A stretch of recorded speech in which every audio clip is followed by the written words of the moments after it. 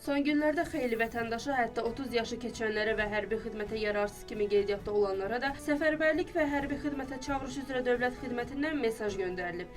SMS-də qeyd olunub ki, əgər vətəndaş xidmətin rayon üzrə idarəsinə gəlməkdən boyun qaçırarsa, inzibati və cinayət məsuliyyəti daşıyacaq. Lakin mesajlarda çağırışın səbəbi qeyd olunmayıb. Məsələ ilə bağlı səfərbərlik və hərbi xidmətə çağırış üzrə dövlət xidmətinin İctimaiyyətlə İş və Beynəlxalq Əlaqələr Şöbəsinin rəisi Pərviz Sədədinov mətbuat azın sorğusuna cavab verib.